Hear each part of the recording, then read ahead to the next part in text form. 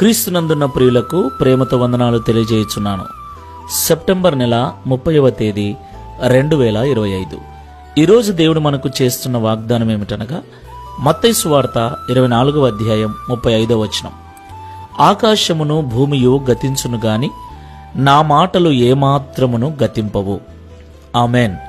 నా ప్రియమైన సహోదరి సహోదరులారా, ఈ లోకంలో ఉన్నవి ఏవి కూడా శాశ్వతమైనవి కావు. ఇప్పుడు మనం ఉంటున్న భూమి, ఆకాశము కూడా ఒకరోజు గతించిపోతాయని పరిశుద్ధ గ్రంథం సెలవిస్తుంది.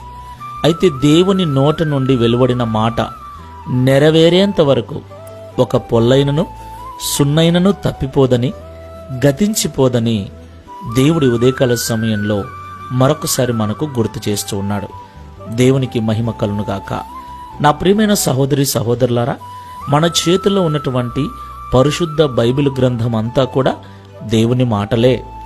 ఆయన మన జీవితంలో చేయదలిసిన మేలులన్నిటినీ, ఎలాంటి ప్రవర్తన కలిగి ఉండాలి, ఎలాంటి ప్రవర్తన కలిగి ఉండకూడదు, ఎలా ఉంటే ఆశీర్వాదం, ఎలాంటి జీవితం జీవిస్తే పరలోకము, ఎలాంటి జీవితం జీవిస్తే నరకము, ఈ విషయాలన్నీ కూడా స్పష్టంగా రాసిపెట్టాడు. వాటిని వింటూ ఉన్నప్పుడు, చదువుతూ ఉన్నప్పుడు వాటిని మన హృదయంలో పదిలపరుచుకొని వాటి విషయమై ధ్యానము కలిగి ఉండాలి.